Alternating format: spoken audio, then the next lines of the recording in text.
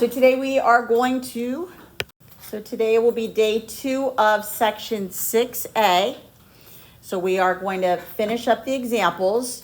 We had already completed examples 1 through 8. So now we're going to start at example number 9. So this was the explanation. What we're going to be focusing on today is this third bullet point where it says if the variable on the first term is the square of the middle term, we're going to be using substitution to simplify the polynomial. That's what we're going to be doing today. So we did 1 through 4, and then 5 through 8, and now we're going to start at number 9. So number 9 really, though, is just a review of what we've already done. The only thing different on number 9 is we're going to go ahead and set the factors equal to 0, which is what we did in examples 1 through 8. So remember, whenever you have a rational equation, we need to clear the denominator. So we need to multiply all the terms by the LCD. And my LCD here is x squared. So I'm going to be multiplying all 3 pieces, or you could think of distributing the x squared to everything. So I'm going to multiply the first term by x squared. Then I'm going to multiply the next term by x squared to clear the fraction, to clear the denominator. And then lastly, the -2 over x squared will also get multiplied by x squared. Now I always like to write it right next to it, so that way I can see what's going to cancel. So here nothing cancels, so 1 times x squared is just x squared. In the next one of the x's comes out of that x squared, and then I do 3 times x, and I get 3x. And then over here on the last one, the x squared cancels, and I'm just left with the -2. Now I'm going to go ahead and move the 2 over, get it into a quadratic equation that I can either use quadratic formula, completing the square, or factoring on this one. This one is factorable. So I'm just going to look for the factors of +2 that give me +3, and that's just going to be 1 times 2. So x plus 1, x plus 2 equals 0. And then what's different from what we did prior to this is now we set each of the factors equal to 0. And my first solution is -1. My second solution is -2. Remember, whenever you start out with a variable in the denominator, we need to check. However, none of these will make my denominator a 0, so they're both good answers. So x equals -1, x equals -2. On WebAssign, remember, you're going to separate the answers with a comma. The next one is actually the new. It's the U substitution. All right, so on the next one, technically, I could look at this as being quadratic, and then just find the factors of x to the 4th, and factors of 2, that will give me -3. So I can do it. I'm going to show you 2 ways to do it. I'm going to introduce the U substitution to you because this is what's going to happen in the next example. You must use the new U substitution for example 11. But for this one, we could just look at the U to the 4th and then the 2, and then look for factors of U to the 4th, which is just x squared, and then factors of 2 that will give me the -3, and those factors are just going to be -1 and -2. So this is the easier way when that middle term and that first term aren't that complicated. It's that first term is just the square of the middle. So then now all I have to do is take my factors, set them equal to 0. However, I could either use the square root method on both of these, or that first one is the difference of 2 squares. So I could also do it this way, factor it. This one is not factorable, so I would leave it. And now I set each of my factors equal to 0. And now I'm going to solve each. Subtract 1 from both sides on this one. So x equals -1, x equals +1. And over here, add 2. Now on this one, I have to square root it because it's an x squared. So my two answers here are positive and negative square root 2. Notice I started out with an x to the 4th. That told me I was looking for 4 answers. Now let me show you how to do u substitution on this one. So this is the other way to do this one when it's not a quadratic. So what I'm going to do is rewrite this problem. So x to the 4th minus 3x squared plus 2 equals 0. Now you can use this technique when this middle term is actually the first term squared. So what I'm going to do is I am going to substitute a u for my x squared. So what I'm going to do is take out the x squared and I'm going to replace it with the letter u. And then the first term is actually u squared. Because if you think about it, u squared is going to be x to the 4th. But really what this was is my u term squared, which becomes x to the 4th. So now, let's go ahead and substitute it in. So now I have u squared minus 3u plus 2 equals 0. Now it's a nice, easy quadratic. So I'm looking for factors of positive 2 that give me negative 3. And that's going to be u minus 1, u minus 2. Set each of your factors equal to 0. And then now add 1. U equals 1. Add 2. U equals 2. Now, the question is not going to say solve for u. It's going to say solve for x. So now I have to go back up and look to see what did I set u equal to? I set it equal to x squared. So now, instead of writing u, I put x squared equals 1. And then here, x squared equals 2. And now I have to solve. Square root both sides. And x is equal to positive and negative 1. Square root here. And x is equal to positive and negative square root 2. Notice it was the same answer that I got when I did it this way. Now the next one, we cannot do it any other way than what I'm about to show you. You must do the substitution method on the next one. So I'm going to do the u substitution on this one. I can't factor it any other way. So I'm setting u equal to my middle term here. So my u is equal to x plus 1 raised to the 1/3 power. My u squared is going to be that first term. It's going to be x plus 1 raised to the 2/3 power. So now I'm going to substitute u squared minus u minus 2 equals 0. And now I have a nice easy quadratic that can be factored. The factors of negative 2 that will give me negative 1 are going to be negative 2 and positive 1. I'm going to set each of my factors equal to 0. I'm going to solve for u by adding 2. And over here, subtract 1.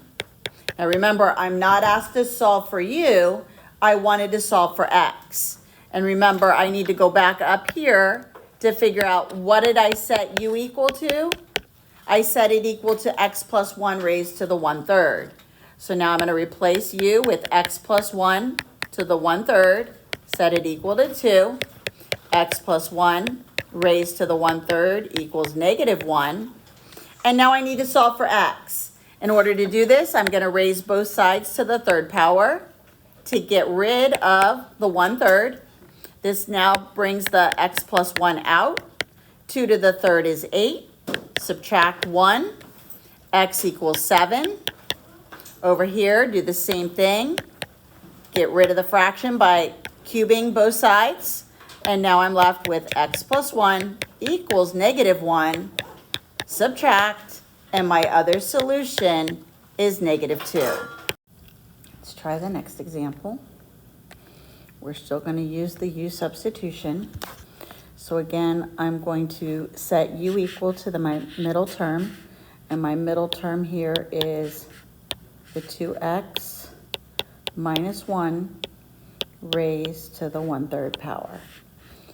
So again, I'm going to replace this with u squared plus 2u minus 3 equals 0. I now can look for factors of -3 that will give me positive 2, and that will be positive 3 and -1. And now set each of the factors equal to 0. Solve for u first. Now the answer is not the value of u. Remember, we need to find the value of x. So now I'm going to go back and take what I set u equal to from the very beginning, put it back in, 2x minus 1 raised to the 1/3 power. That's equal to -3. Do the same thing for this one. Replace u with 2x minus 1 raised to the 1/3 power equals positive 1. So again, the first thing I want to do is get rid of my rational exponent. So I'm going to cube both sides. So I'm multiplying both sides by 3, or raising it to the 3rd power. So then over here, it cancels it. And then out comes the 2x minus 1. And then -3 to the 3rd power is -27. I'll add the 1. And I get 2x is equal to -26. And then now divide by 2. And x equals -13. Over here, the 2x minus 1 comes out. 1 to the 3rd power is just 1. So I'll add 1. 2x equals 2. Divide by 2. And x equals positive 1. 2 more examples. So for this one, again, the same thing. I'm going to be setting u equal to that middle term. So u is equal to x over x plus 1. So my first term, and again, remember, that's what's in here, and you're going to square it. So 6u squared plus 5u minus 6 equals 0. Now, I could either guess and test, or I can do the whole factor by grouping here. So I know a lot of you like the factor by grouping, so I'll go ahead and multiply the beginning and the end. So 2 numbers that will multiply to give me -36, but who will add to give me the positive 5. And that is going to be -4 and positive 9. So rewrite the first term, 6u squared, and then I'm going to replace the middle with the 2 factors I just found. So the 4u and the 9u, and then minus 6 equals 0. I'm going to make my 2 groups here. I'll make a purple group and a blue group. My GCF of purple is going to be 2u. So divide, and I'm left with 3u minus 2. My GCF of the blue group is going to be 3. 3u minus 2. And then again, now take your 2 GCFs you just divided by. That becomes your first binomial. And then the one that's in common. Set each of the binomials equal to 0. Solve for u first. 2u equals -3. Divide by 2. And u equals -3 over 2. Let me finish up this one. Add 2. 3u equals positive 2. Divide, and u equals 2/3. Now again, remember, I don't want u, I want x. So now I have to take what I had set u equal to at the beginning, which remember was the x over the x plus 1. So this is what I had set u equal to. Set that equal to the -3 over 2. Now, you could either treat this as a proportion or multiply both sides by the 2 to get rid of the fraction. It'll be a lot easier if you just do the cross products here and treat it as a proportion. So once I cross multiply, I get 2 times x, and then over here, -3, and I have to distribute it to the x and the x plus 1, or to the x and to the 1. So then now I end up with 2x is equal to -3x minus 3. I need to add the x to the other side. I get 5x equals -3, divide by 5, and x equals -3/5. That's my first answer. Now I need to do the same thing over here. Again, replace u with what we had set it equal to at the beginning, which was the x over the x plus 1. Set that equal to the 2/3. Again, I'm going to do the same thing. I'm going to multiply diagonally. So then this gives me 3x. This diagonal, I'm going to distribute the 2 to both the x and the 1. So this gives me 2x plus 2. And then now I can begin my solving process. I'll subtract 2x from both sides, and x is equal to +2. So my two answers, -3/5 and +2. One last example. Again, I'm going to set u equal to my middle term. So u is equal to the square root of x. U squared is equal to just x. So I'm going to go ahead and plug it in. And if you think about it, when you square a square root, it causes it to cancel. So 6u squared minus 7u minus 3 equals 0. Again, I can factor by grouping, or you could guess and test. Two numbers that'll multiply to give me -18, but who will add to give me -7? So those two factors are going to be -9 and +2. So rewrite the first term. Replace that -7u in the middle with the two factors. So -9u plus 2u. Rewrite the last term and the equal 0. Make your two groups. My GCF of the purple group is going to be 3u. Divide. I'm left with 2u minus 3. My GCF of blue is just going to be 1. So plus 1. And then what remains is exactly the same when you divide it by 1. And now take your two GCFs. They become the first binomial. 3u plus 1 equals 0. Or here, let me go ahead and first just show it factored. And then take the 1 in common. And now set each of the binomials equal to 0. 3u plus 1 equals 0. 2u minus 3 equals 0. Subtract the 1. 3u equals -1. Divide. U is equal to -1/3. Over here, add the 3. 2u equals 3. Divide. And u equals 3/2. So now what we need to do is, again, go back to what we had set u equal to. And u is equal to the square root of x is equal to -1/3. And then over here, the square root of x equals 3/2. Now, notice on this one, I'm never going to get a negative number under a square root. Remember, whenever you square root a negative number, you get an I. So even if I tried to do this, it's not going to work out. If I square both sides, it's not going to be 1/9. This doesn't work. I can never get a negative number out of a radical. But over here, I can square both sides. It cancels the radical, and x is equal to 9/4. And that's your final answer. And that is it for the notes on section 1.6a.